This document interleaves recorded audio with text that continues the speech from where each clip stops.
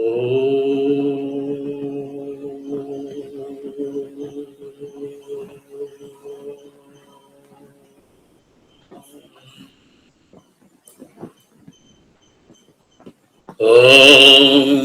Sahana Bhavatu Sahanau Bhunattu Sahaviryam Karvavahai Tejasvinavadhitamastu Ma Viddhishavahai. Om Shanti Shanti Shanti. Om Shri Gurubhyo Namaha. Hari Om.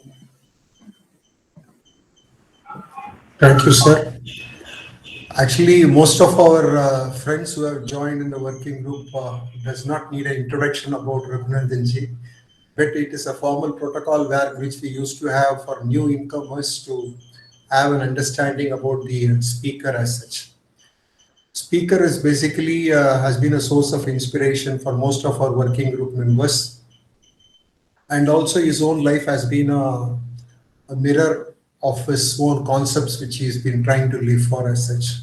He's been working for Vivekananda Kendra and had also been an instrumental in establishing a school in Rajasthan. Subsequently, he has been a well-wisher, and more above all than that, his spiritual aspirations has been reflected in the books as such.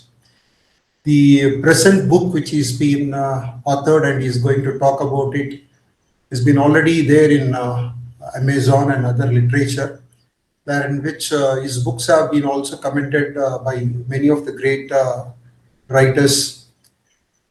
This book specifically teaches about, talks about an artful image. In fact, in Amazon it is written like this. It was a very profound work. He deals with the life teachings and legacy of Sankaracharya. The beauty of this book basically is about the head and heart, which two are combined to teach about the glimpses of the insights of Shankara which he had as such. And more than that is the perspectives in which this book has been rooted is more of a thing to be experienced while reading as such. So today we have an opportunity to listen to that particular book, and the more we will be in a position to unravel it while you experience the perspectives and the concepts in which we would like to practice in our lives as such.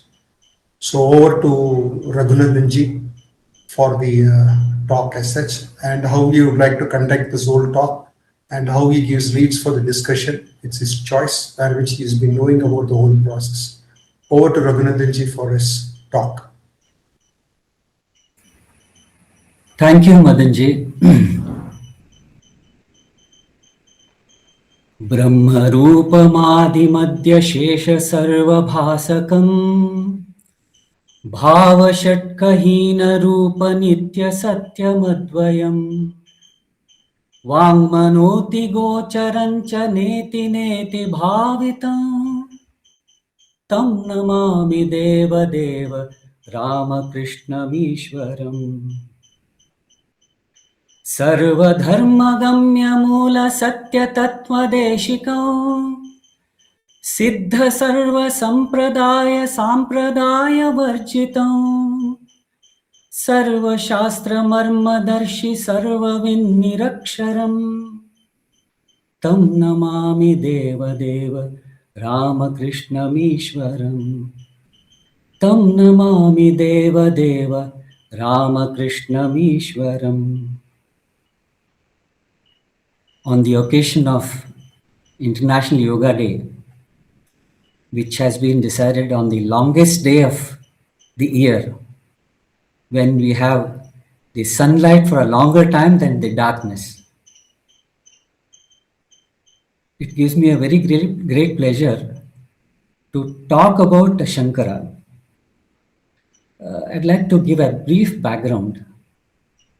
This book basically is something like a thanksgiving in gratefulness to what I have imbibed from Shankara's life. So it's not per se the philosophy of Shankara or it's the life-giving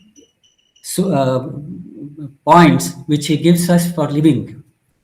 That attracted me most. Of course, it has come out after a long contemplation, and incidentally, this book was launched in Sri Ramakrishna Mission in Delhi, in presence of Swami Shantatmananji, who was the secretary at that time. Now he is elsewhere, and Dr. Bhanu Pratap Mehta, who was the vice chancellor of Ashoka University. More than that, this book tries to remember the contributions of one of the greatest sons of Bharat. In introducing Shankara, I thought of remembering one more great contributor of our culture, Krishna Dvaipayana Vyasa, who had edited the 4 Vedas, who has written Brahma Sutras, who has authored Mahabharatam and Srimad Bhagavatam, which were meant for common mass of people so that they could gain something for living their lives. Unfortunately, Mahabharata, and presently it is very, very popular. During that time, because as normally it happens, entropy happens to be the law of nature. And especially it is true in the case of human beings. As and when the role models are not there in front of us who are leading that life, slowly and steadily, though we have intellectually understood the principles which they have taught, we are unable to live those principles. And consequently, what we do is we bring down those ideals to our own convenient level.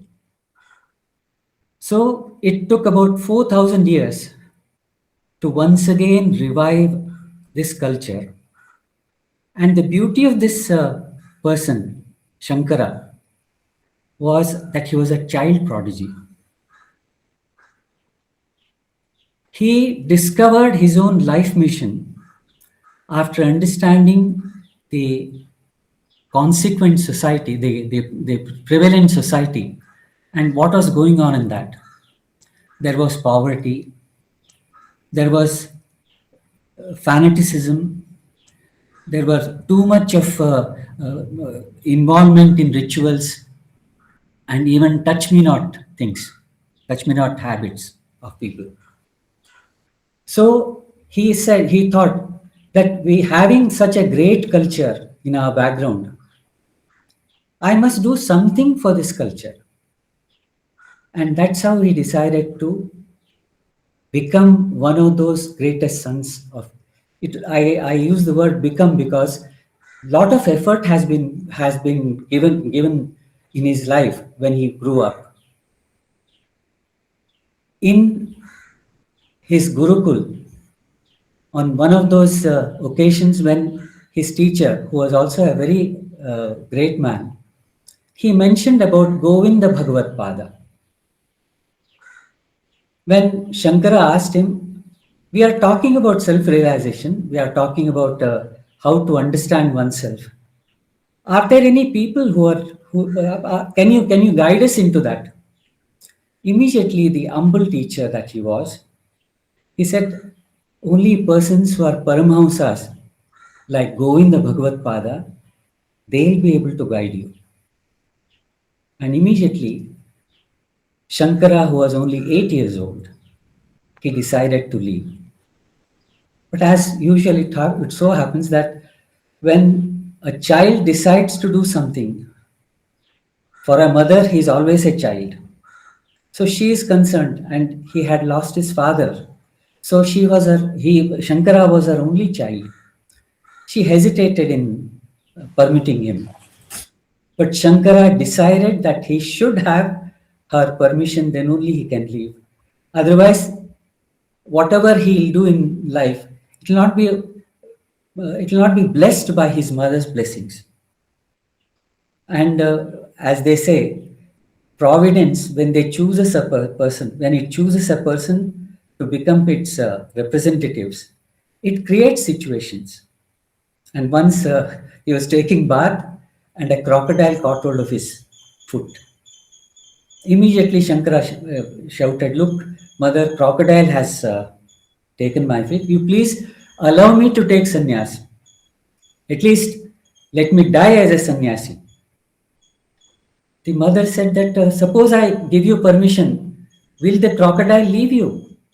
He said, "Possibly, I do not know, but you try." She wanted him to live, and she said, "All right, I bless you." And immediately it is said, the crocodile left. Now, there is a symbolic representation in this episode, because unfortunately, we have not believed in dates and history. So, the life of Shankara as such was written after about 400 years after his passing away. So, there may be many exaggerations there, because devotees naturally try to add something of their own.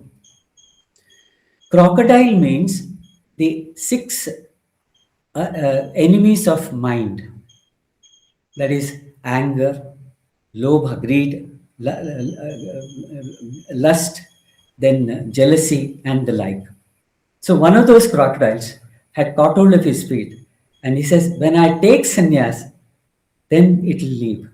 Sannyas means mentally leaving certain things, all these lower emotions, and then you become a sannyasi. Having left the mother, left his mother, I have added many other details there, but we have paucity of time here, so that at least I can finish the three stages or three sections of this book. The first section of this book talks about volition. Volition means activity. Activity is the basis of life. So, whatever we do, whatever we do, whatever we think, whatever we speak, that is considered to be activity. It's not that just by sitting that we leave activity. So when this phase of Shankara, known as hand mentions about how to use, or how Shankara utilized the activity for his own growth. Just as Swami Vivekananda, who's historical person, who went around the country to measure the pulse of this country. Similarly, boy Shankara started walking from his village Kaladi towards Omkareshwar, where his master was supposed to be living. That was the beauty of our culture. That is, one could walk without anything, without any belongings, and then his needs will be looked after by each and every village wherever he passes by. And even now in our country, these villages give you a lot of affection and attention when you pass through those villages. So he got, almost everyone was wonderstruck at this boy who had left his home to seek the Guru, to find out his Guru. So there was affection from all people. But during that moments of his uh, encounter with these people, he understood that there are problems in survival. Survival is a great struggle, and even now we see that. Somebody has written that don't think that survival is less than any tapas. Many of us are under the impression that tapas means giving attention only to the inward growth. Tapas means basically spending energy, putting a lot of effort to achieve some things. And probably about 80% of our people are having that way, they are tapaswins. Shankara understood that this tapas also requires the attention of our culture, so that they can lead their lives in a harmonious manner, in a peaceful manner, in a healthy manner. So while on way, he used to stay in villages or in temples. He would try to share his thoughts and understand the people. Basically, he was a learner. So he understood whatever these people were thinking. So one of the most favorite stories of favorite stories of Shankara was Mahabharata. And even now, people think that it's a story with a lot of politics and violence and all sorts of things. But Shankara, he had a wonderful sieve in his head. Sieve means, it rejects certain things and accepts only certain things. So he came across this dialogue between Sri Krishna and Arjuna.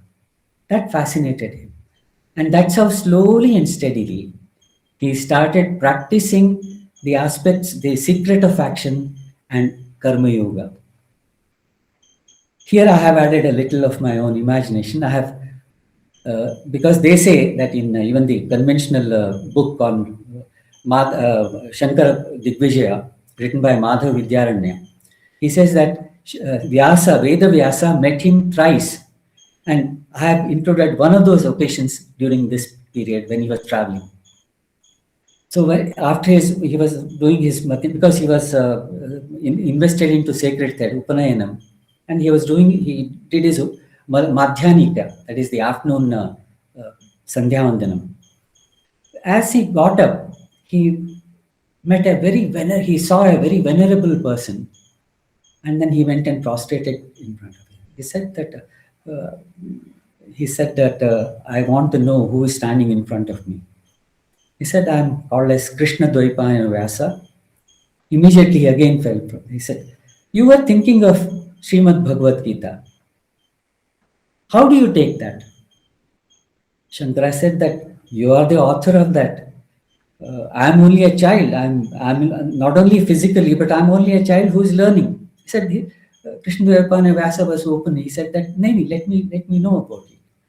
He said, you have written that beautiful dialogue between Sri Krishna and Arjuna amidst the battlefield. So that fascinated me very much. It is said, I have written that Vyasa laughed and then he said, you are in the right direction. Whenever you need, and you have been born for doing a great work of Shruti Bhagavati. That is our spiritual tradition. She is called as, she's a mother who is called as Shruti Bhagavati. You are born to serve Shruti Bhagavati. You are in the right direction.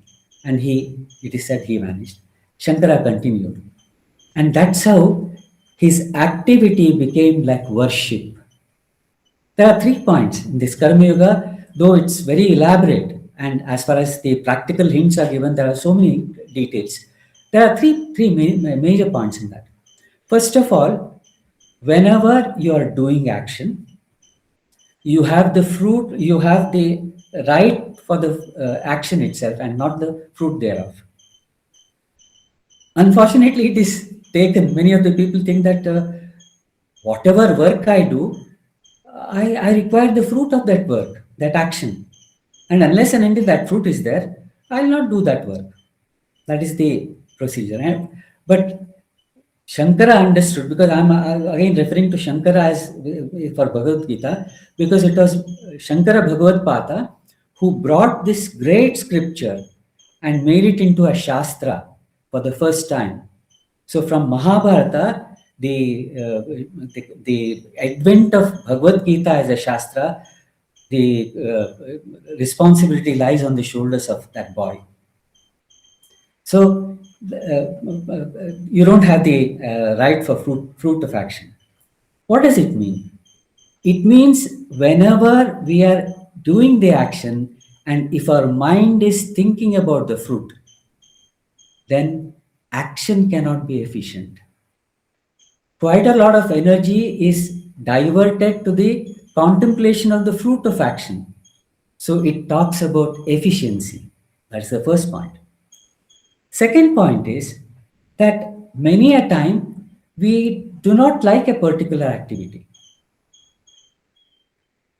But then Providence has so that we have to do it, and it has been put on our shoulders that this activity should be done by me. Then Gita says that do it as a duty. Whenever you do it as a duty, you are doing that duty for a principle, for a master who is there.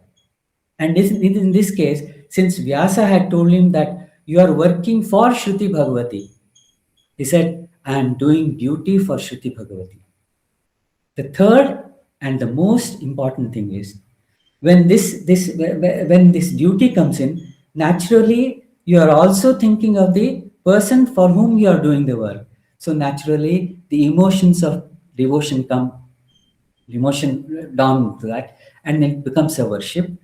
And then suddenly the third point arises that he who is practicing Karma Yoga realizes that this work is not done by me.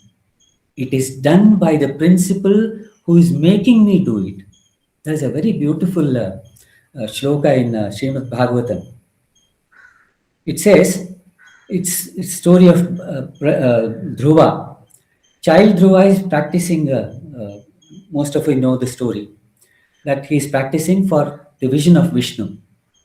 So when Vishnu appears, it is said that he is stunned.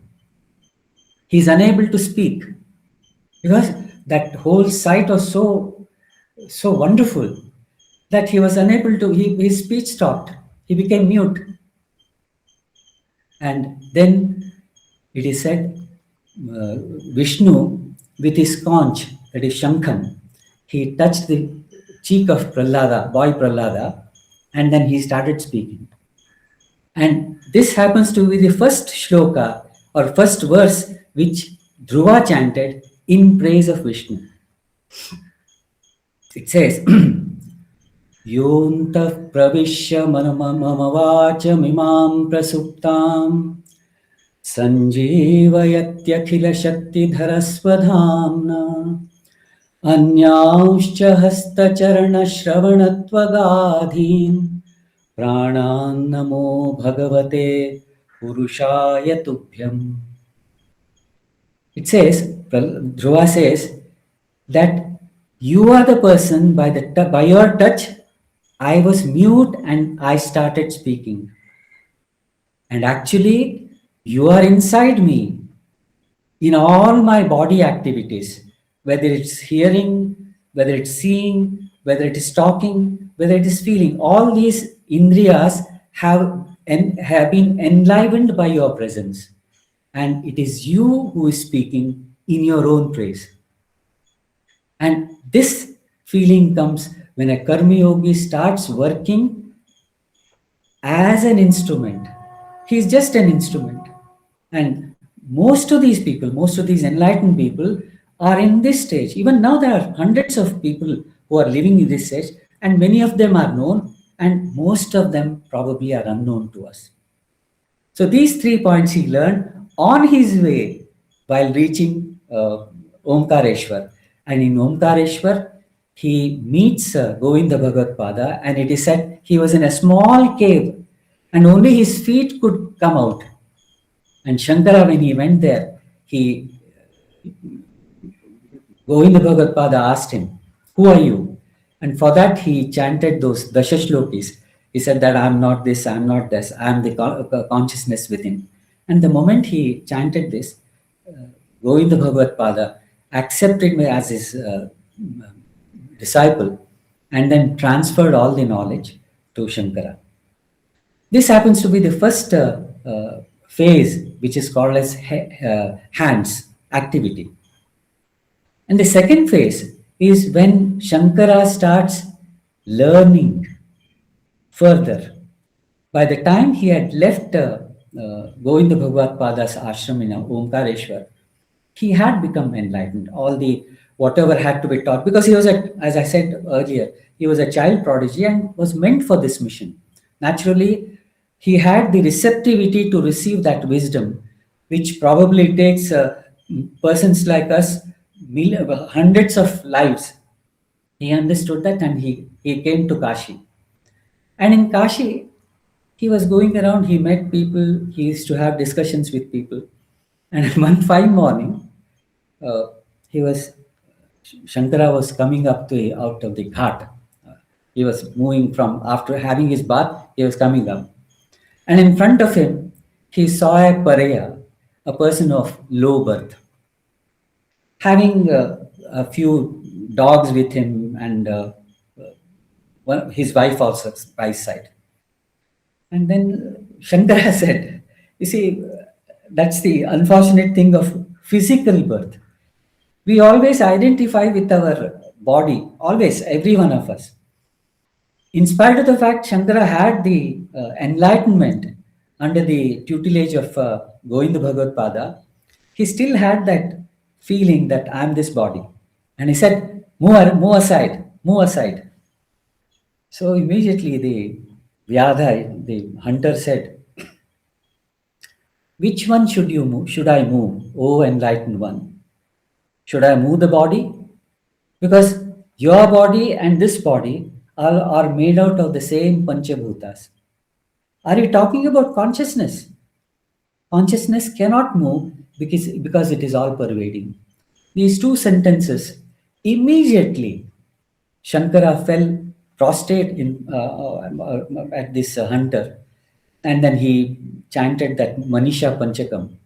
He says that whoever it is, whoever gives me the eligibility to receive the truth, he is my guru. May he be a hunter or a rishi. So these 5 verses are there.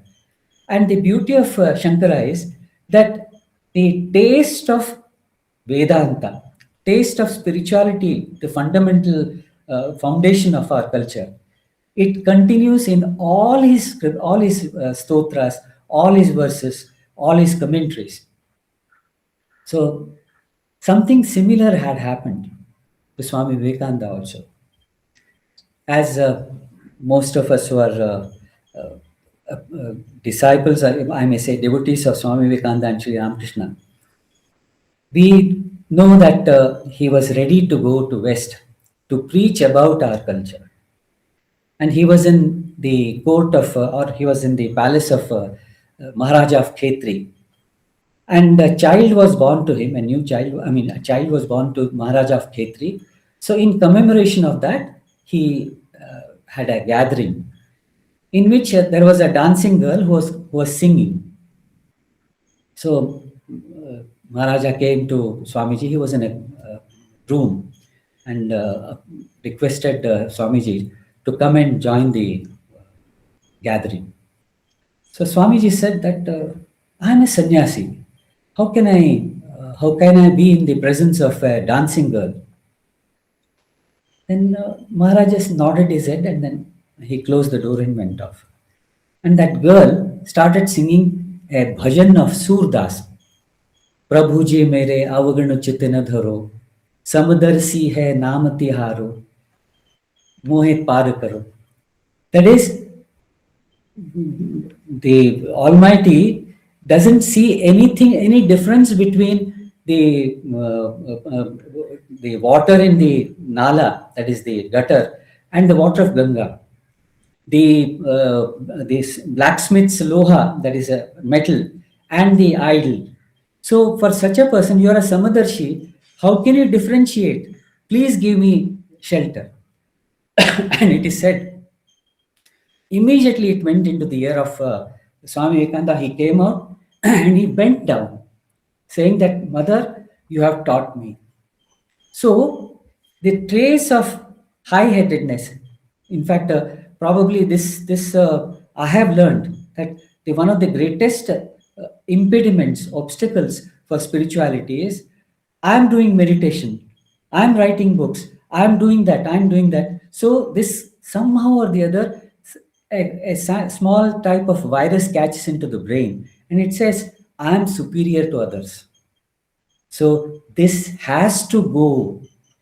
Unless and until you totally eliminate it, we will not be able to be receptive for spirituality. And these two people, stalwarts, were supposed to spread Advaita, Shankara. Swami Vivekananda was supposed to spread our culture, which is based on Advaita. It didn't behove on them. So because of that, They learned a lesson and they were receptive. They were ready. So they learned and then they succeeded in that. So this is the first portion. And the second portion is called as heart. Now, basically, though there's nothing like a hard wall or a compartment between head and emotions, heart and activity. All these functions are parts, integral parts of life. So emotions are there when we are doing activity. Emotions are there when we are meditating. And so emotions are extremely important. And this portion, I have tried to involve about emotions in that. One small point I'd like to stress here is most of the books, my attempt has been, humble attempt has been, that it gives me, the writer first, it gives me the hints to lead a life. So that being the case, whatever was useful, those things only I try to write. Sometimes they bypass my mind. Sometimes I include them. So most of the books are attempts in practical spirituality. So the first portion was Shankara's emotion of pride. Swami Vivekananda's emotion of pride.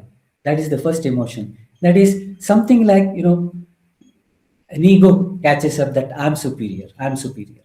So that was got rid of by both these people. The second emotion is when you come and meet the society, when you come and see the society or interact with the society, you see them as your own self.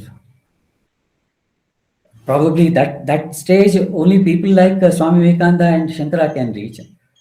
But persons like us, we have to see everybody as they are. In fact, seeing as they are is very important in all our relationships, whether it's between husband and wife, whether it's between parents and children. Once they start seeing as they are, then we don't catch the image of the person. We don't react. We don't respond or transact with those images. Sankaracharya calls this as there are something like qualities which are come. So we try to stick to the image and then we talk to that image. So this is the first thing a person who is interested in spirituality should learn.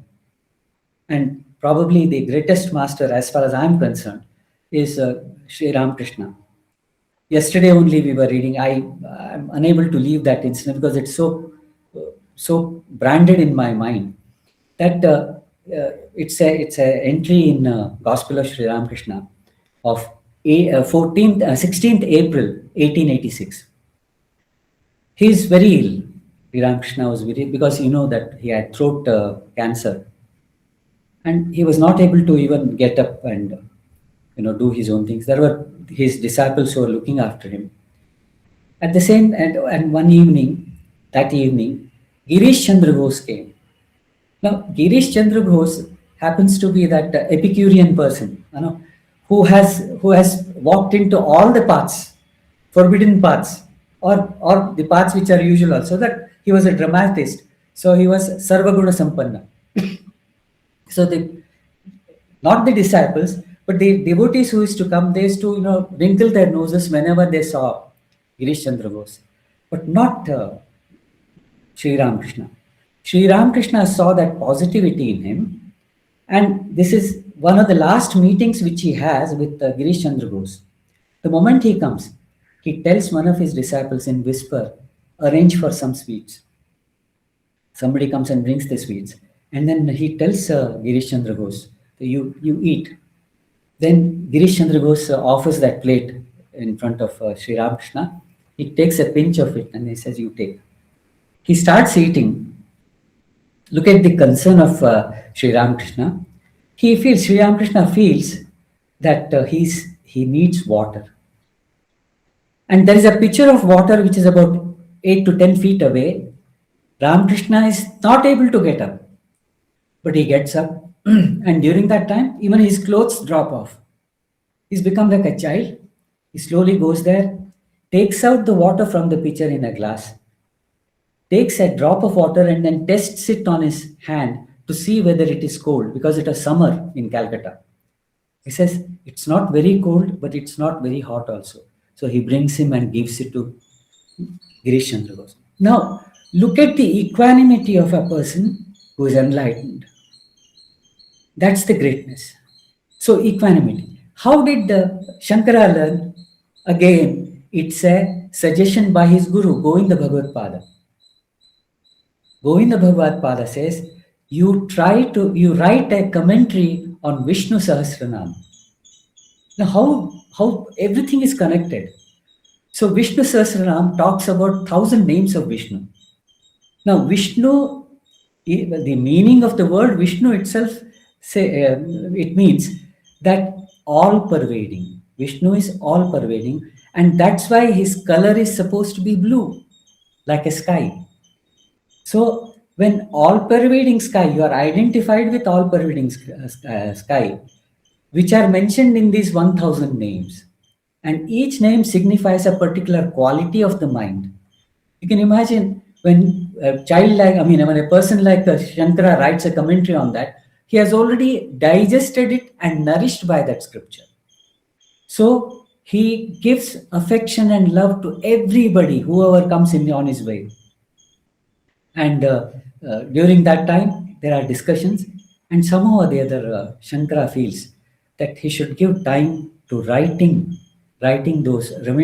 commentaries on whatever he has studied, whatever he has gained. Padmapada, entry of Padmapada I have also written, devotion, trust. Padmapada's emotion is devotion and trust. The one of the disciples of Shankara is one Giri by name. And Giri was the person who only served Shankara. He used to bring him water. He used to wash his clothes. And it is said that when Shankara used to talk, he always waited for Giri to come and join. So the other disciples who were there, they somehow felt that, what will Giri understand? He cannot understand any scripture because he doesn't know Sanskrit. Now, pride of Sanskrit again. So he said, but Shankara didn't budge. He waited. And once Giri joined him, Shankara has told him, you tell something about your guru. And Giri chanted those 8 slokas, 8 verses in Totaka meter. I'm sorry, I cannot understand what Totaka meter is because I'm not a student of Sanskrit. But it's supposed to be a tough form of verse. So that immediately the children and the disciples understood what Shankara meant and why he was waiting for it. So it's not necessary, again, teaching. It's not necessary to go by only words. Many a times what happens is we go by the words and we lose the essence which the word is supposed to give. So, Annaji, Sri Krishnamurti ji, we were having a discussion. He was telling that the primary thing that comes out is emotion. And we try to express that emotion through words, through thoughts and then words. So emotion is primary and the speech and thoughts are secondary. So you can, if you understand the essence, then you don't need the words. So same thing was expressed by Giri. Third thing is about fear. These people, the Shankara and his disciples, they enter a village which is covered by fear, because on the outskirts there is a forest in which there is a Kapalika who hunts people, and he offers the heads to the deity known as Kapala. Kapala is a Bhairava form of Shiva, and then he offers them, and he has only left the massacre of people on one condition, that one person goes there and gives his head every Amavasya. So then the moment he comes to know about it, he says, let you take me to the Guha. When the people say that, no, no, no, you don't, it's not safe. He says, no, no, I'd like to talk to him. Shankara goes to the village, and then the villager doesn't enter the cave. So there is a conversation between this Bhairava and Shankara. And Bhairava says that I'm offering the things to God. Shankara asks him only one question. He says, do you consider Kapala as your father? He says, yes, he's my father.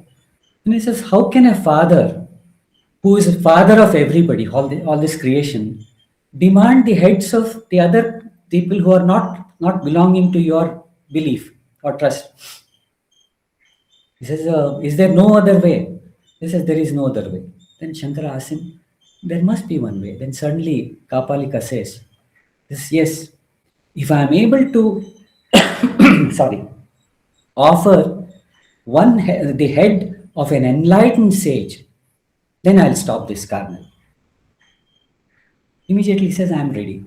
When do you want me to come? He says, tomorrow is Amavasya. You come. Come alone, he says. He says, all right. The villager is waiting outside and he is ready to run. He says, don't worry. Things are settled. I have talked to him. He'll not do it anymore. People, Padmapada, I'm talking about Padmapada. Padmapada is very restless. He feels there is some danger, something very terrible that's going to happen. And then he approaches, when Shankara is talking to his disciples, he finds that Padmapada is not there physically. Physically he's there, mentally he's not there. And then after the session is over, he calls Padmapada. He says, what is it that you are not here? Where were you? He says, no, Gurudev, I feel that your life is in danger.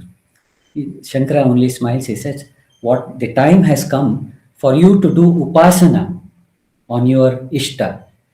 Padmapada's Ishta was Narasimha, the man-lion. So he does that. And the same night, without informing anybody, in the dead of the night, Shankara leaves and then enters the cave. And when Kapalika is about to cut the head of Isman, suddenly there is a presence. There is a presence of Narasimha. And along with that presence, the Padmada is also there. And this person, Kapalika, is on the feet of Shankara. So Shankara understands and smiles. And then he says, Nani, I have realized what heinous crime I have been doing, sin I have been doing against humanity. He says, there's no problem. He says, now you are a changed man.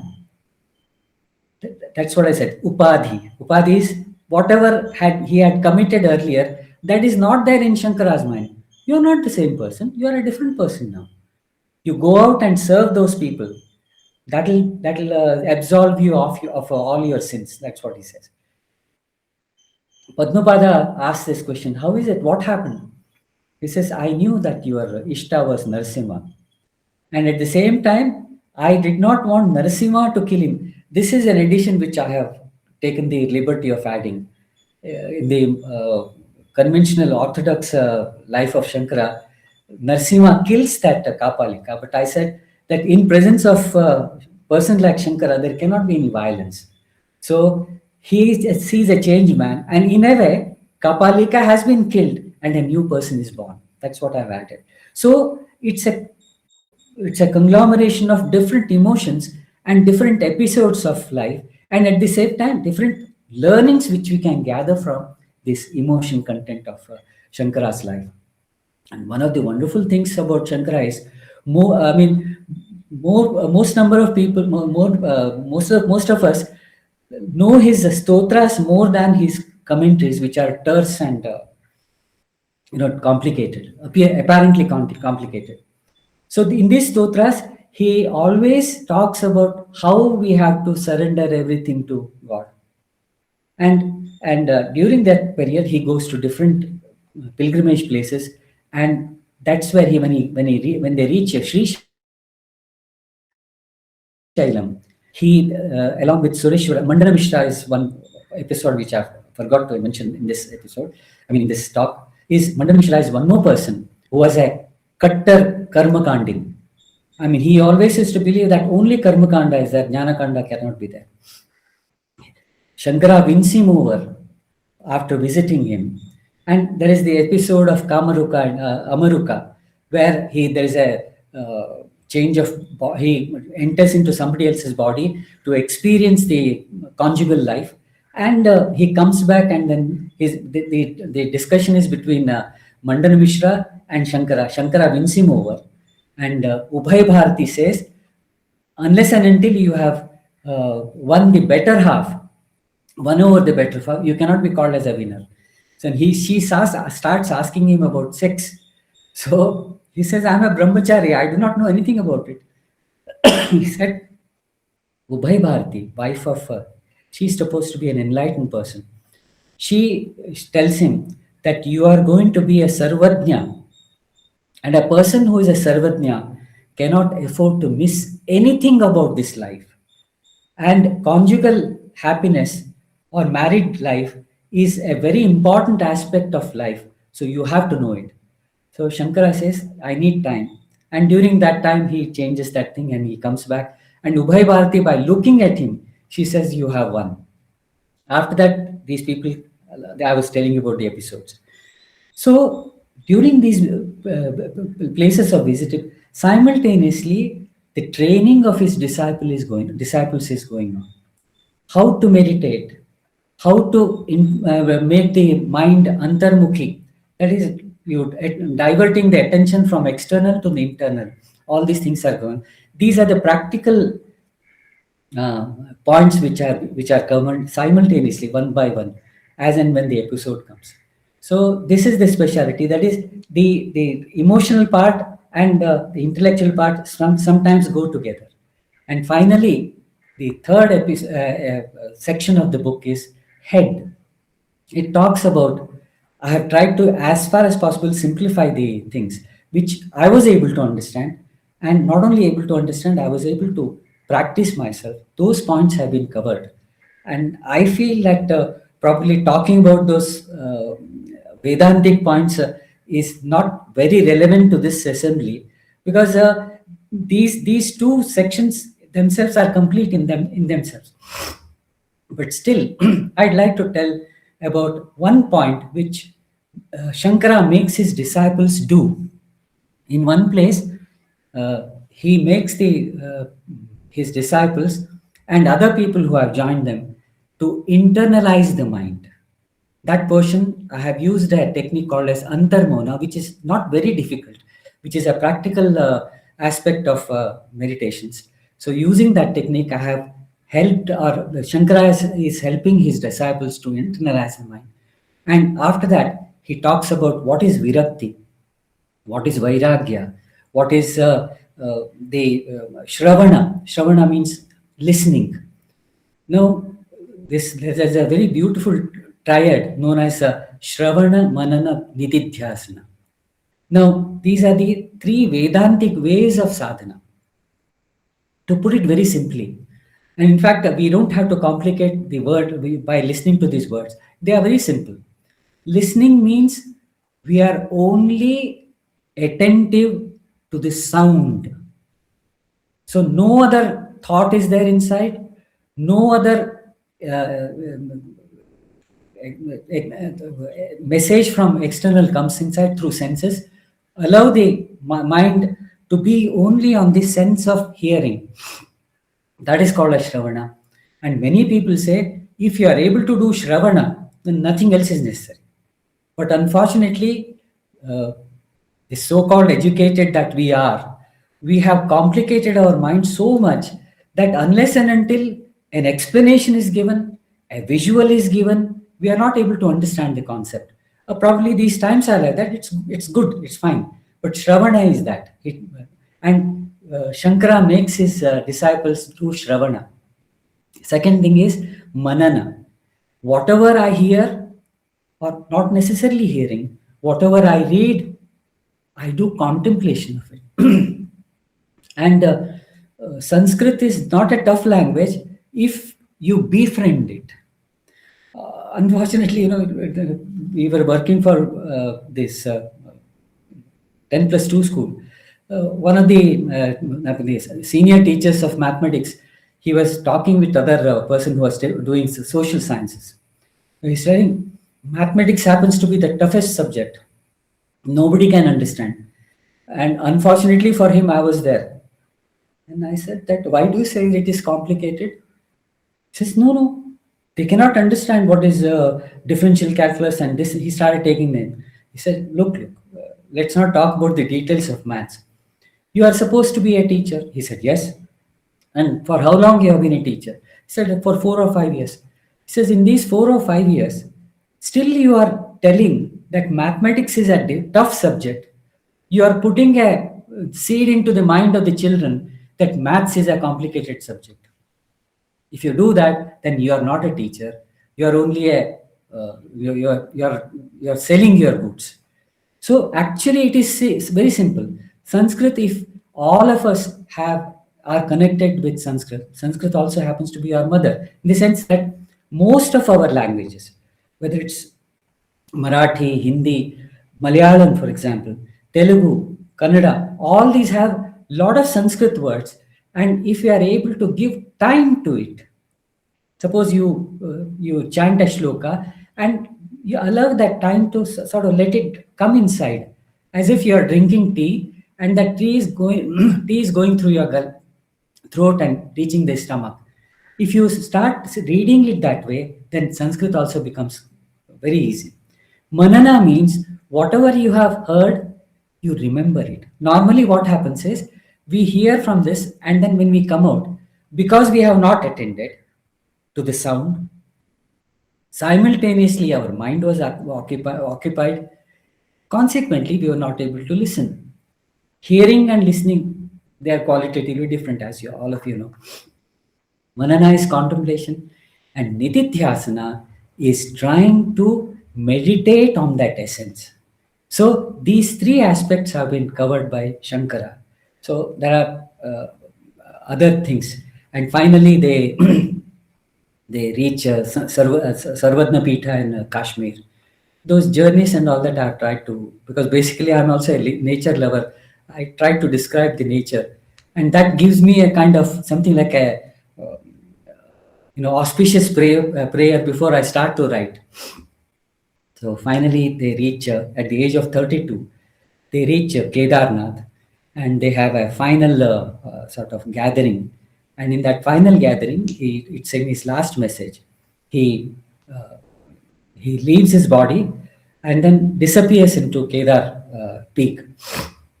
So that is the conclusion of Shankara's life. But basically, one more thing which he has left for us as his legacy is those 4 mutt in 4 directions. That his 4 disciples were given the responsibility of starting those mutts and spreading the culture, spreading the spirituality across the country. And in between also, there were very important pithas like Kanchi Kamakita Pitha. So there, and all these people, the kings of these people, these places, were disciples of Sri Shankara. And that was a spread of spirituality. And in this legacy, each mutt has been given a particular Mahavakya, and those details also have given in this. So I think it will be of not much of interest. And I thought that person like him, Sankaracharya, should be contemplated upon. So basically, this is a book of contemplation on what Shankara was and what Shankara is and what Shankara will be in later years. In Bhagavad Gita, Swami Chinmayanand used to say, there is paritranaya sadhunam, vinashaya cha dushkritam, dharma samsthapanacharya, sambhavami yugage. Persons like Vyasa, persons like Shankara, the enlightened people who are in the galaxy, these people are sambhavas, they are born. But then Chinmayanand used to tell that they'll have come to destroy the adharma. But then, first thing is what? Paritranaya sadhunam. So, there should be sadhus whom he can protect.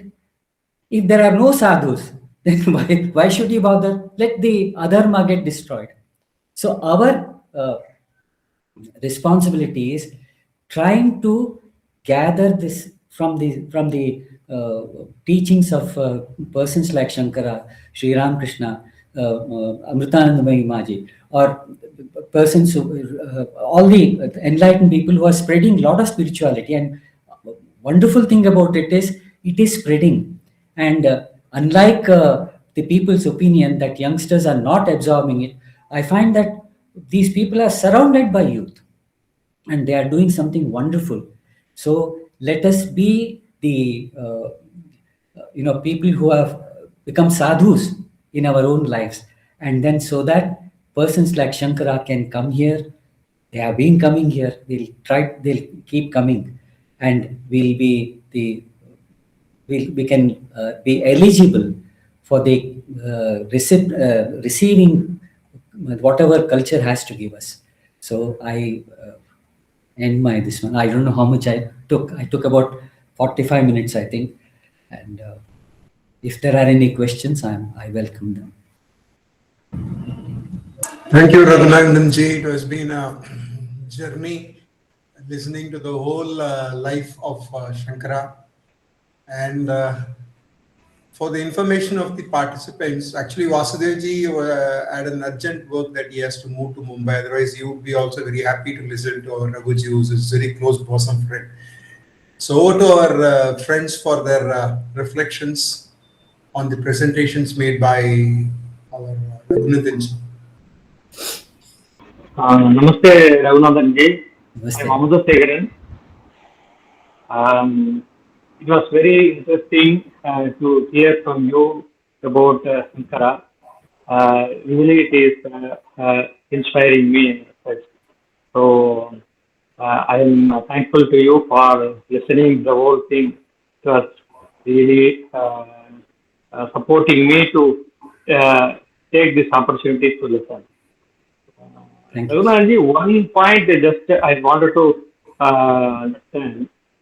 You said the 4 mutts have been established in Sankara. Since I was working for some time in Kanchi Mutt, Kanchi Mahapriyava said the Kanchi Mutt also was established by Adi Sankara, because the Kanchi Kamakoti Peedam, the Sri Chakra was established by this. And that is always it is an argument, but I am not going to that. Just I wanted to have your opinion on that. Thank you, Shekharji. Actually, during the life of Shankara itself, Sureshwaracharya ji was earlier called as Mandana Mishra. He was given the responsibility of starting some activity in Kanchi because Kanchi Maharaja was a disciple of Shankara. So the activity had started. So even this 5th, though it's called as 5th, it's part of Sringeri. It has become different now at the moment, but it was started by Shankara himself through Sureshwaracharya ji. So that much only I know, but other details. You see, basically all the people who adore Shankara and have renounced their normal life for this sannyasis, they are spreading the culture of which Shankara professed. So as far as I know, that is what happened. So Kanchi Kamakoti Pita is also considered to be one of the mutts. Thank you for the clarification, and thanks a lot for this. Namaste ji. Namaste. Namaste all. Our Raghuji has presented it well in an elaborate way, and also he has put every important things in a nutshell. He has given extra aura and aroma by presenting and discussing his own book. I hope so. Yes. The top, yeah. The topic for his writing is something extraordinary because only the selected few will opt for such kind of books on spirituality. We know that Adi Shankara and Advaita philosophy are deeper aspects in the vast ocean of spirituality. Though we easily understand the life and biography of Sri Adi Shankara, it is a great endeavor to get into the philosophy of Advaita. For people like Raghuji, it is something very easy because he himself practices, experiences, and feels the bliss in himself through yoga and meditation. Advaita is more than honey or elixir and the real bliss. It is what we say Tatvamasi or Aham Brahmasmi, which is to be realized. It is internal, not external, and we can't see it, but we can feel it and enjoy. I'm so happy that Raghuji has dealt it with sheer spontaneity in spirituality. Kudos to and pranams to Raghuji. Thank you. Thank you. I'd like to add here. You see, unfortunately, Sankaracharya has been associated with terse Sanskrit analysis of Vedanta. And then some of them, they say that this Mayavada has destroyed our culture, our country. And some other people say that Shankara is the person who sort of encourages escapism. But basically, I have tried to, in my own way, I have tried to present him as a child prodigy who has who understood his life mission, as a person who traveled around the country thrice on foot. How can such a person be called as a person escapist? He cannot be called as an escapist. And a person who inspires all of us to take to life of spirituality. And spirituality means, it does not mean, I again emphasize, it does not mean leaving everything. There's a small episode in Buddha's life. It seems after his enlightenment, he goes to his kingdom and then stands in front of the palace and asks for begging. It's an episode, it may be an imagination. So his wife comes and then offers food to him. He looks at him, and then there's same calmness of Buddha. The wife asks, suppose what you have gained now, you had understood at that time, would you have left us? Then Buddha smilingly says, definitely not. So leaving is according to the nature and this one. So spirituality never talks about escaping from your given responsibilities. So the third and probably the most important thing, which I have written it and then have experienced it, he says, he inspires us to seek that peak, that Himalayas, that Everest within each one of us. So this was the basic idea of the book as such. And incidentally, I'm very grateful to Lakshmi Didi, who wrote foreword for this book. And and I'm very grateful to her. And that even that foreword is very beautiful. But I had this. In fact, it may be too long as far as people are concerned. But even this time was not enough for me, so I couldn't mention those things. Thank you. Any other person? Namaste, Raghuji. Yes, namaste. Narendra here. It was very beautiful, very enlightening, and I really liked it, enjoyed it. Especially the last point you said, that we should not look at him as somebody who has taught escaping from life, because he has been so full of all the knowledge and the as well as the every aspect of life, beauty, harmony, and everything was there. So he was not talking that. Just a quick, you can say, my doubt. We all were reading that Kaladi is the place which is the birthplace of Adi Shankara, and just a little away from that, there is a maternal home of Adi Shankara, which is Velianad, where Chinmay Foundation has put this thing. Yes. So you can see, yes. At all these incidents of his childhood, maternal home.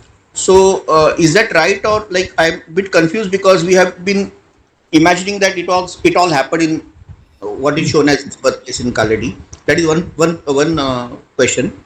Second, even our textbooks also they used to always write his time period is 700 or 800 AD. For many years it was like that. But as British, I mean foreigners have always played with our chronology and our great people just to appropriate their ideas. It was found recently that his time period is much before that. It was something like 1500 years before Common Era. So, I mean, you must be knowing more about both these aspects. So, kindly just if you can throw some light on this and your ideas. First thing is, the place where Swami Chinmayanji has started his Vishwavidyalaya, his university, and the center is the place where the baby Shankara was delivered by his mother. And in fact, that's where he was born. But after that, they came to Kaladi, and then most of his childhood was in Kaladi. That is his father's place. So that's the fact. And obviously, in Kerala, mother's house is considered to be the origin. But I do not know how this Kaladi became more famous. And Kaladi became a playground for child Shankara, where he learnt and where he decided to go on a mission. That's why probably this was given. The second aspect is actually it's a debate of historians, and you're very right. Many a time it so happens that whatever history has been taught to us by English books or Western scholars, we have considered as the Vedas only. So it's not necessary that he was born in 700, 800 AD. It may be. In fact, Sringeri Mutt and all this, they thousands of years back, they say. So some of them exaggerate to a, in fact, that is also not right. But it's much before that. I agree to that.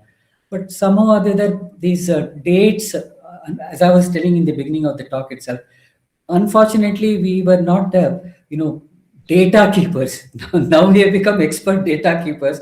We never, relished the idea of remembering the date in which he was born and all those details. But his principles were highly and mostly discussed by the society as such. That's how we have lost that. And unfortunately, we have to face the sort of inquiries and questionings of scholars. That's what I find. I hope I'm. Yes, yes. Thank you so much for this clarification. Thank you. It was very wonderful research. Thank you. I think the cover page was very good actually. Any design cover page on who did it? Yours truly. Vasudevji was so much repeatedly was telling me that it was yours truly. Actually, the idea was earlier I was thinking, basically, I find that Shankara, whenever I try to remember Shankara, I cannot get his face. I never got his face. But he represents the tapas of our country, the austerity of our country. And Himalayas is that peak which is within us. So fire, which I have shown on the cover page, it represents Shankara, that is tapas. And through tapas, we can seek that peak which is within us. That was the idea.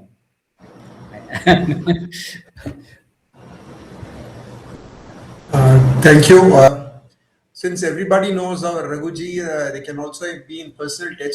Raghuji, you can also say about where the book is available and how much it is priced and how they can source it also. It's actually available from Ocean Paperbacks.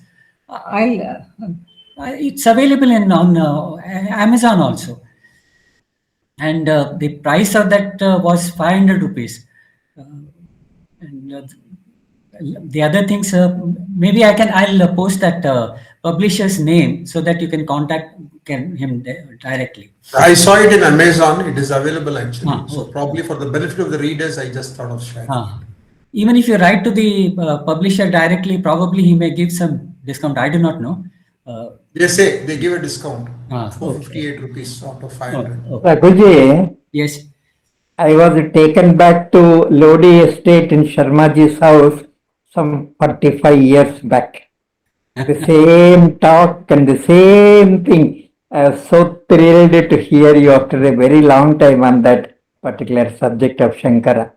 Sharmaji once told me that talk Raghuji had given on that particular on the satsanga or swadhyaya class, he remembered it for his whole lifetime.